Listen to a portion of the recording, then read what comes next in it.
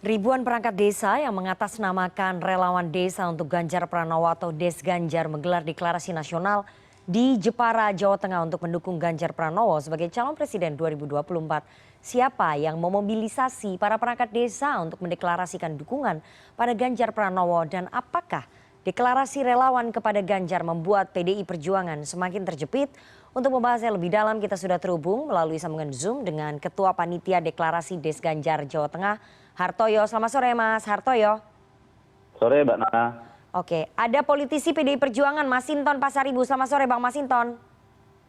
Ya sore Mbak Nana. Dan Direktur Eksekutif Lingkar Madani Indonesia, Rey Rangkuti. Selamat sore Bang Rey. Selamat sore. Oke.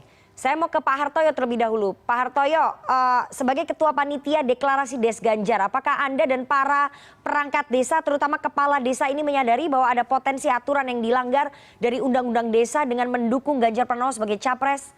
Kepala desa kan tidak boleh berkampanye, Pak Hartoyo.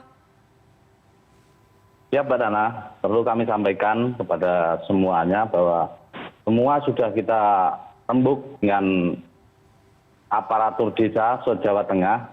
Untuk pelaksanaannya kali ini, pelaksanaan deklarasi pada hari Sabtu kemarin, bahwa yang kita dukung ini adalah sosok seseorang, dan seseorang itu adalah figur Pak Gubernur Jawa Tengah, Pak Ganjar Pranowo. Dan kami deklarasi ini belum pada fase penentuan calon, kan gitu Mbak.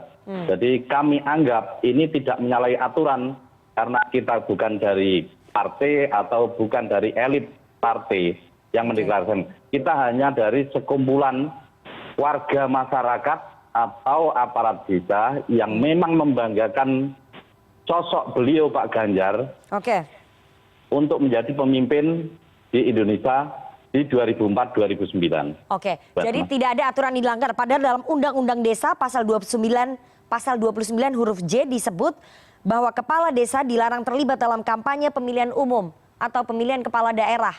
Jadi tidak ada yang dilanggar kalau para kepala desa mengekspresikan dukungannya terhadap seseorang yang berpotensi untuk maju dalam kontestasi pemilu 2024, Pak Hartoyo? Ini kan belum ada penetapan calon, Mbak. Oke. Dari KPU belum ditetapkan siapa calonnya. Jadi saya anggap tidak ada yang dilanggar terkait undang-undang itu. Tidak ada yang dilanggar. Saya ingin tanya, apakah acara deklarasi relawan ini sudah diketahui Ganjar Pranowo? Ada undangan kepada Ganjar untuk hadir? Tidak, kita tidak ada komunikasi sama sekali dengan beliau Pak Ganjar. Kita murni dari relawan, Mbak. Oke, jadi tidak ada komunikasi dengan Pak Ganjar, tidak ada undangan kepada Pak Ganjar, tapi ada komunikasi dengan timnya Pak Ganjar. Anda harus jujur loh, Mas Hartoyo. Sama sekali tidak ada. Bahkan tim Pak Ganjar atau Pak Ganjar sendiri mungkin tidak kenal siapa saya, Hartoyo, Mbak. Jadi tidak ada sepengetahuan dari timnya Pak Ganjar ya? Iya. Oke. Saya pastikan itu. Oke, Bang Rey, Anda percaya bahwa ini murni gerakan relawan tanpa ada campur tangan dari tim Ganjar? Karena kalau kita lihat deklarasinya ini rapi sekali, ramai, panggungnya juga bagus. Apakah mungkin kemudian perangkat desa bisa membuat deklarasi yang serapi ini seperti terstruktur seperti ini, Bang Rey? Ya, kita nggak bisa menduga ya, Mbak Nana. Itu soal Pak Hartoyo saja menjawabnya, apakah beliau memang mengungkapkannya secara jujur atau tidak ya. Karena kalau kita teliti-teliti ke sana kemari itu ya kita nggak punya bukti-bukti yang cukup ya. Tetapi seperti yang Anda sebutkan tadi bahwa kerja-kerja yang sangat profesional, sangat terstruktur macam itu, ya tentu pertanyaan-pertanyaan seperti itu juga muncul. Termasuk di dalamnya misalnya pertanyaan kira-kira dananya ini dapat dari mana. Kan, kalau dilihat tadi deklarasinya begitu besar ya, panggungnya begitu besar dan seterusnya itu, saya kira uangnya nggak kecil ya, itu pasti uang besar. Apa benar uangnya itu datang dari kolekan sendiri anggota-anggota yang bersangkutan atau seperti apa dan sebagainya gitu.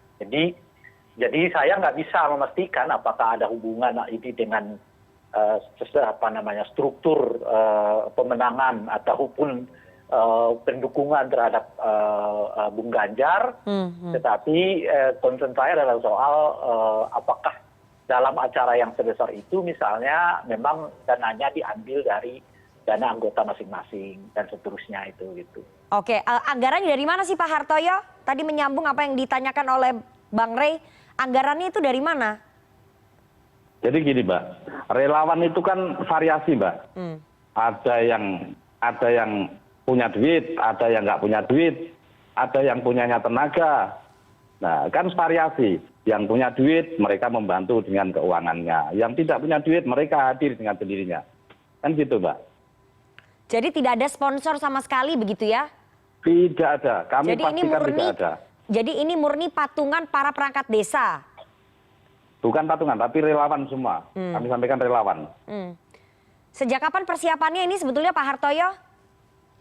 Ya kami persiapan sekitar 2 minggu saja Oke. pelaksanaannya. Jadi dalam 2 minggu bisa terkumpul dana sebanyak itu untuk membuat deklarasi yang cukup banyak ya. Kalau kita lihat di gambarnya itu orangnya banyak sekali. Kemudian panggungnya juga cukup besar. Jadi dalam waktu 2 minggu ya.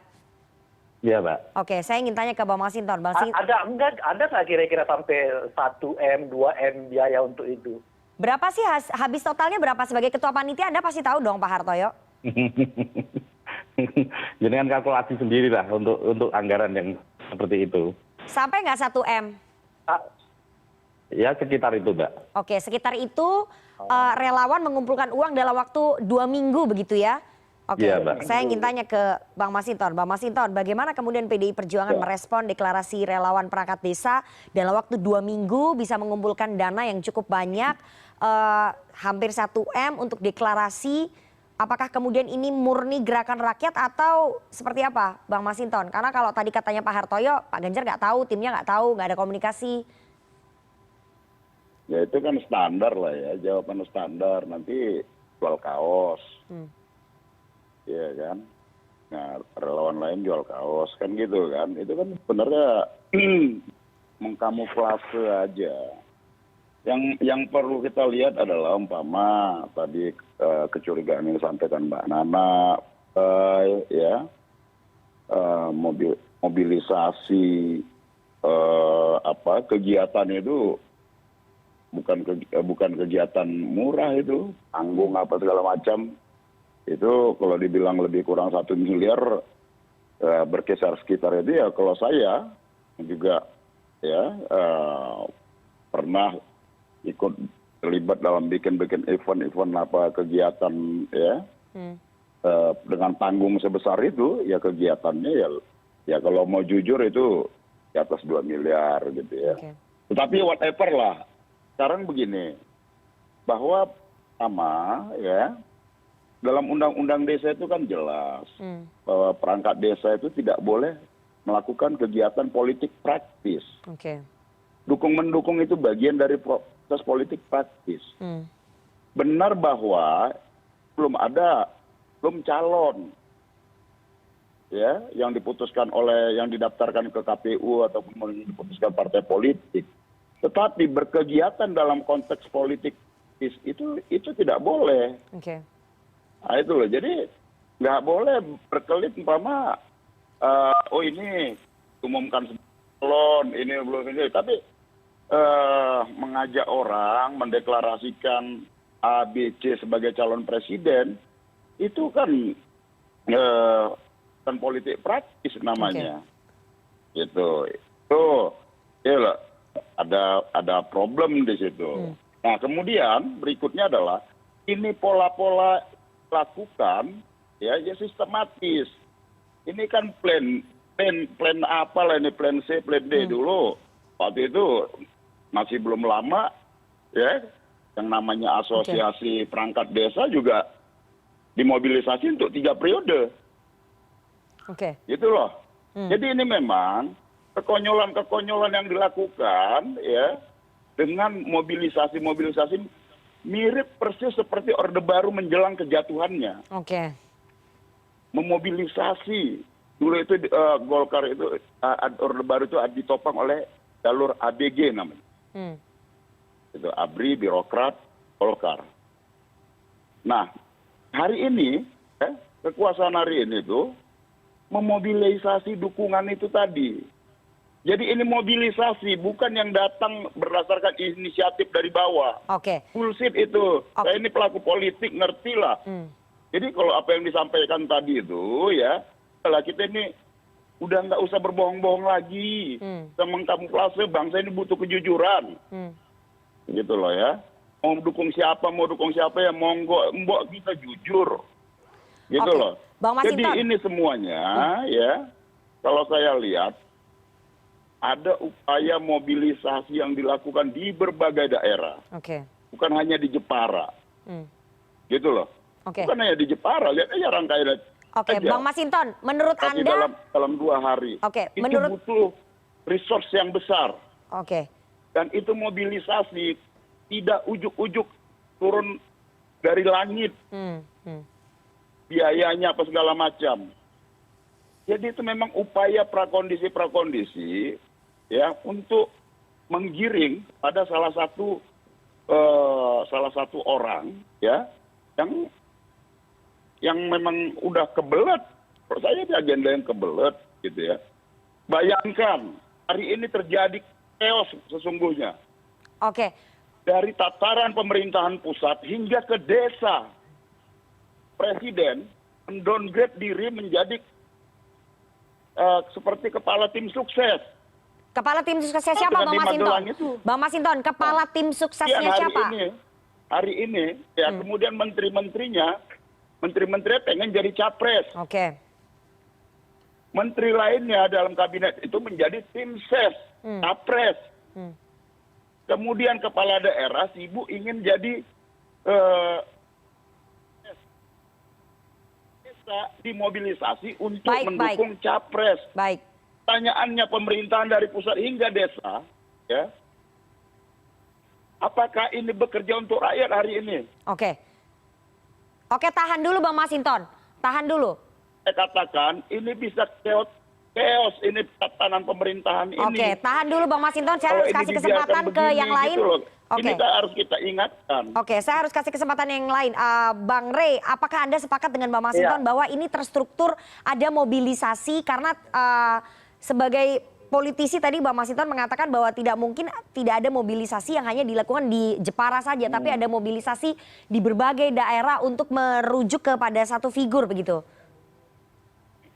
Nah, kalau kita menarik ya, pernyataan dari Bung Masinton itu kan sebenarnya beliau saya pahami ya mau mengatakan sumber dari masalah ini ada di tangan presiden gitu.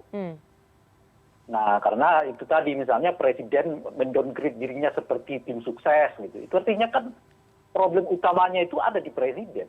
Oke. Nah, kalau memang masalahnya adalah ada di presiden bahwa kegiatan-kegiatan mobilisasi istilah Saudara Masinton tadi terkait dengan aktivitas-aktivitas seperti ini terjadi, ini bukan permainan main-main. Itu artinya ya Bung Masinton sebagai anggota DPR nanti mungkin melalui ya ketua DPR yang dalam hal ini Ibu Puan harus memanggil presiden untuk hadir. Kenapa presiden memancing masyarakat untuk apa istilahnya itu ya melakukan aktivitas-aktivitas yang sebetulnya ya jauh dari tindakan yang sejatinya mestinya jauh dari tindakan beliau sebagai seorang presiden. Karena itu bukan tugas dan kewajibannya. Gitu. Saya kira ini bukan main-main ya masalah yang seperti ini. Tapi Anda meyakini juga bahwa ini ada mobilisasi ya Bang Rey? Sambil mengacaukan ya tatanan apa namanya ya itu berbangsa dan bernegara gitu. Makanya saya kira ya kita harus dorong Bung Masinton untuk menggalang kekuatan di DPR itu, lalu melalui ketua DPR dalam hal ini Ibu Puan untuk segera memanggil presiden. Sebetulnya apa maunya presiden?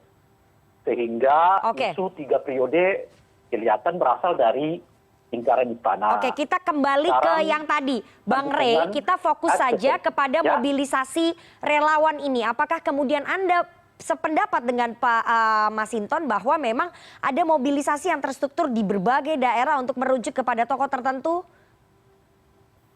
Ya, sebenarnya kan itu yang kita ragukan juga tadi dari Mas Hartoyo ya. Untuk aktivitas-aktivitas yang seperti ini, biasanya dalam tradisi politik Indonesia itu, ya itu apa namanya itu agak sulit menjelaskannya bahwa itu lahir dari betul-betul publik gitu. Itu memang pernah terjadi dukungan agak terhadap sulit, Pak Jokowi di periode pertama saya kira itu publik gitu ya, dukungan terhadap Ahok dahulu untuk maju sebagai calon gubernur yang kedua kali itu juga murni rakyat gitu. Tapi kalau lihat pola-polanya yang seperti sekarang, apa yang disebutkan tadi oleh Bung Masinton itu, ya itu juga layak sebetulnya gitu. Apalagi begitu masif, begitu besar gitu. Dan saya tidak tahu, mungkin nanti Mas Hartoyo bisa menjelaskan apakah ada ini hubungannya dengan perangkat desa yang dahulu yang mendukung 3 periodenya Pak Presiden. Oke, saya mau tanya ke Pak Hartoyo. Artinya kan memang menjadi pertanyaan besar. Kok pindah isunya cepat sekali dari 3 periode ke Pak Ganjar gitu.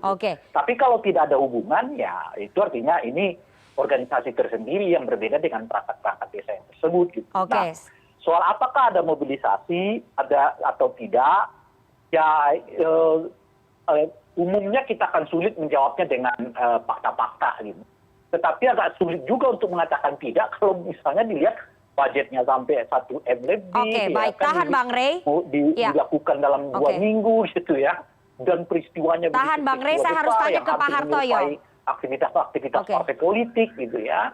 Dan sebagainya. Oke, saya harus tanya ke Pak Hartoyo. Pak Hartoyo, ini agak sulit mempercayai bahwa tidak ada mobilisasi terhadap relawan-relawan yang kemarin deklarasi di Jepara, di Jawa Tengah, ataupun di daerah-daerah lain. Apakah ini kemudian kelompok yang sama yang juga deklarasi perpanjangan masa jabatan 3 periode, Pak Hartoyo?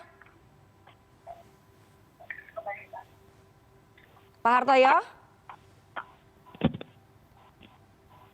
Pak Hartoyo, apakah Anda bisa mendengar suara saya? Tidak, mati tadi, jasnya habis.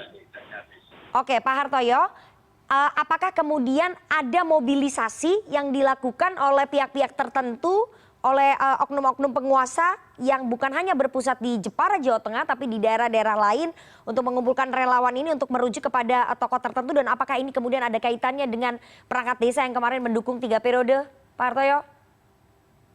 Iya, Pak. Jadi kami sampaikan ke Bang Masinton tadi ya. Jadi gerakan ini adalah gerakan yang jujur. Jujur dan kita lakukan dari hati. Dari hati, Pak. Jadi semua masyarakat desa di Jawa Tengah ini bentuk terima kasih kita kepada beliau Pak Ganjar selama memimpin. Karena tidak hanya dana desa dan anggaran dan ADD yang masuk ke desa, tapi beliau juga menganggarkan untuk Bansus, Pak, atau Banggup. Dan ini tidak ada di provinsi lain, Pak. Jadi ini bentuk terima kasih kami. Yang jelas kami tidak ada mobilisasi, cuman kita berkoordinasi dengan masing-masing kepala desa di Kabupaten Jawa Tengah. Baik. Kita harus jeda terlebih dahulu, nanti akan saya tanya apa kemudian yang membuat relawan kepincut untuk segera cepat-cepat mendukung Pak Ganjar, selain tadi ada bantuan gubernur untuk para perangkat desa begitu ya, tapi pasti ada alasan yang lain. Kita harus jeda terlebih dahulu, jangan kemana-mana, tetap bersama kami di CNN Indonesia Newsroom.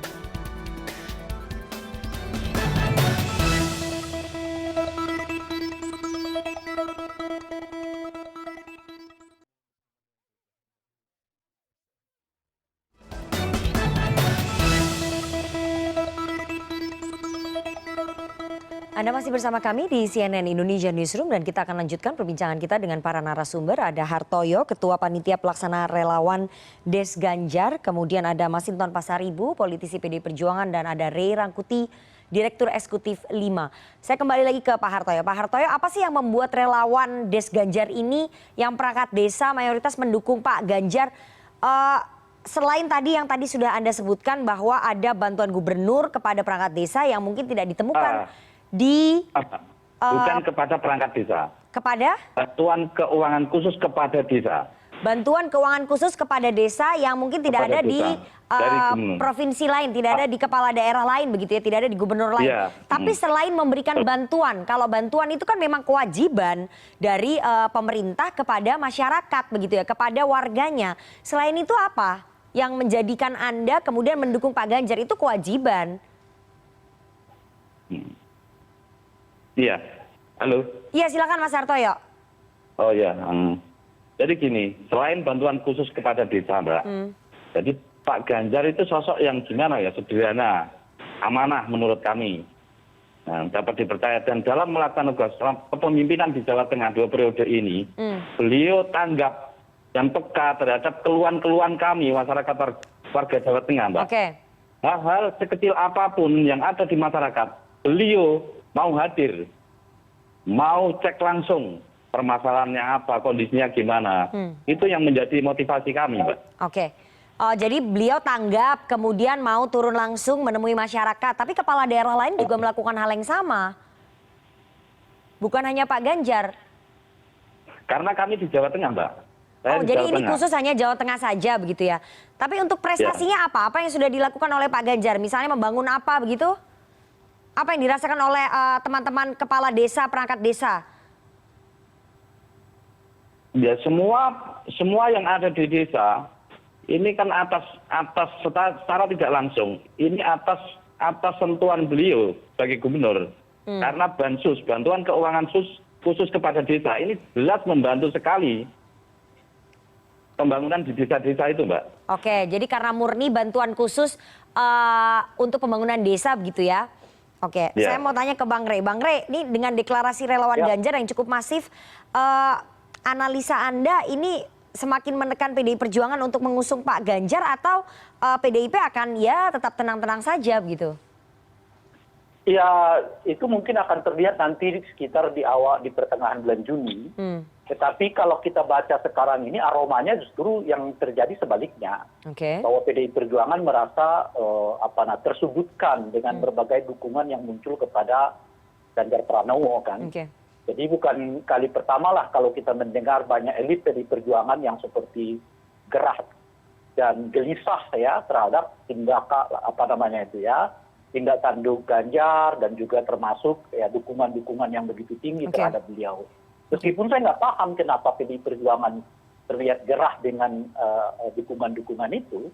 Sebagai kader PDI Perjuangan yang mestinya kan PDI Perjuangan senang ya ada kader mereka yang begitu populer dengan elektabilitas yang begitu tinggi yang punya potensi untuk didukung sebagai calon presiden. Asumsi yang dasarnya itu ya begitu gitu. Tapi kan kalau kita lihat fakta-faktanya di elit PDI Perjuangan itu justru yang muncul adalah Ganjar itu seperti tanda kutip ya lawan utama PDI Perjuangan. Saya mau tanya ke Bang Masinton. Kan bukan hanya Masinton, kita dengar tadi misalnya dari Bung Junimat, kita dengar dari Bung Hasto, kita mendengar dari Pak Panjaitan juga ya yang menyatakan bahwa PDI Perjuangan Ganjar nggak punya prestasi di Jawa Tengah. Jadi saking kencangnya kelihatan PDI Perjuangan mendegradasi Ganjar itu sampai orang-orang PDI sendiri mulai melihat bahwa Ganjar Pranowo tidak punya prestasi. Saya mau tanya ke Bang Masinton. Sebagai anggota PDI Perjuangan tidak punya prestasi, itu artinya kader PDI gagal untuk mendorong suara Ganjar melakukan prestasi di Jawa Tengah. Kader PDI Perjuangan. Saya ingin tanya ke Bang Masinton. Bang Masinton. Jadi pertanyaan kita gitu, kenapa PDI justru terlihat gerah dan gelisah gitu. Mereka nggak bahagia, nggak ada kader mereka yang disambut begitu banyak oleh publik gitu. Bang Masinton silakan Anda menjawab kenapa kemudian PDI Perjuangan merasa tersudutkan dan merasa seperti Ganjar ini tidak punya prestasi dan menjadikan Ganjar seperti musuh utamanya PDI Perjuangan. Apakah kemudian itu betul padahal ada puluhan ribu relawan loh yang kemudian mendeklarasikan dukungan suara aspirasi grassroots. Silakan Bang Masinton. Jadi gini Mbak Nana ya. PDI Perjuangan itu memiliki mekanisme keorganisasian. Dan sebagai kader, kami harus patuh itu. Nah, kalau sebagai kader harus memahami itu, mengerti itu, dan kemudian jalan sendiri. Karena kami Banteng ini biasa jalan beriringan, jalan sendiri. Mekanisme keorganisasian PDI Perjuangan bahwa calon presiden itu, ya, disampaikan oleh ketua umum, ya diputuskan melalui mekanisme rapat DPP dan diputuskan oleh ketua umum. Dan kemudian ya kami belum memutuskan siapapun calon presiden. Nah fokuslah pada tugas-tugas masing-masing. Nah ini ya yang harus dipahami juga bahwa kami ini bertanggung jawab terhadap pemerintahan itu. Ya sama yang disampaikan oleh Bung Ray tadi. Loh ini katakan ini kalau periode presiden baru dilantik Oktober Oke. 2019. Kita hitung sampai sekarang 2 tahun 8 bulan. Masih ada 2 tahun 4 bulan lagi. Iya kan? Nah, pertanggungjawaban pemerintah 5 tahun, janji kampanye kepada rakyat. Kalau sekarang sibuk tentang copras-capres, yang ngurus rakyat siapa? Presiden dan kabinet copras-capres, partai politik copras-capres, perangkat desa copras-capres. Pertanyaannya periode sampai 2024 nanti, siapa yang ngurus rakyat? Oke. Itu yang saya bilang, ini bisa berpotensi keos. Termasuk nggak Bung Masinton, ketua DPR juga copras-capres misalnya, masuk nggak dalam kategori? Tidak pernah sebagai copras-capres. Ketua DPR memang harus tugasnya ke rakyat. Gitu loh. Nah, kalau kepala daerah fokuslah di daerahnya. Bukan roadshow kemana-mana. Fokuslah pada bangun prestasi. Oke. Bukan sibuk pada pencitraan diri. Bangun prestasi di daerahnya sehingga nanti partai akan membuat pertimbangan prestasi tadi. Tapi kalau kemudian ke sana sini ya membangun pencitraan dan kemudian sibuk deklarasi copras-capres, ya seakan-akan kita mau dipaksa untuk mendeklarasikan orang tertentu dan kemudian berkat dengan ya deklarasi yang dimobilisasi. Ntar dulu. Ya. Ini kita mau memilih pemimpin bangsa ini. Oke. Partai tentu Bu Mega punya pengalaman panjang dan mempertimbangkan karena apapun memilih pemimpin itu bagian dari proses membangun kebangsaan kita. Baik. Jadi bukan sesederhana itu. Ini era masih panjang. Oke, jadi terakhir Bang Masinton, waktu kita tidak banyak. Bang Masinton, terakhir dengan adanya banyaknya deklarasi relawan kepada Ganjar Pranowo, apakah kemudian PDIP akan cepat-cepat mengumumkan capres atau ya santai-santai saja karena itu tidak akan berpengaruh terhadap pilihan PDI Perjuangan nantinya?